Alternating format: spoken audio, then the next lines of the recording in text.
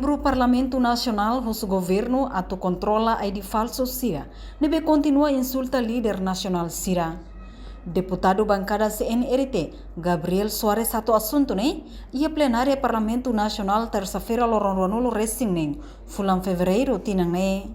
Representante povo ia uma fukum Parlamento Nacional ne, suzereba governo, precisa controla a de falso Sira, nebe hateteng at líder Sira, liusi media social no Sirane la merece atu sai Timoroang. Excelência Vice-Ministro, favor controla a ID falso Sira gosta bem.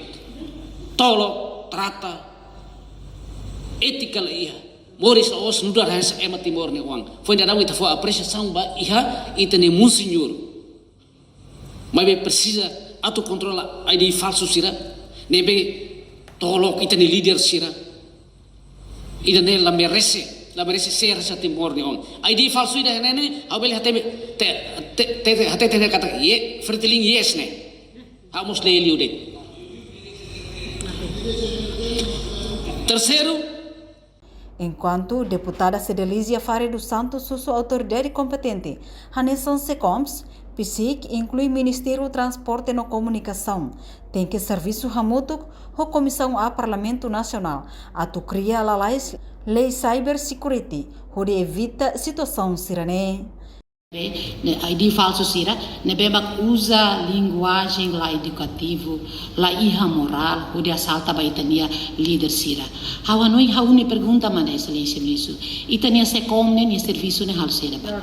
La bele controla mos babuat sirane sanega. Ita respeita a liberdade de imprensa, mas be ho atuação sirane ita preocupa. Pesi se bele hal ita bot ser serviço. Ami huso mos ba governo, ali o Ministério do Transporte e Comunicação, hatu bele serviço ho comissão a, hatu bele avança la lei lei de cybercrime, cyber security ne, para ita bele aprova tia ba oin para ita bele foi então itaninia acto sira ba ema sira ne bema usa linguagem lá educativo sira ne.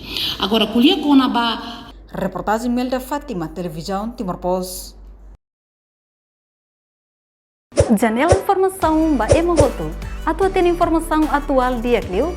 Kita haluha, haneham botão subscribe, like. Halo comentário no fahe tutang ba media sosial hotu.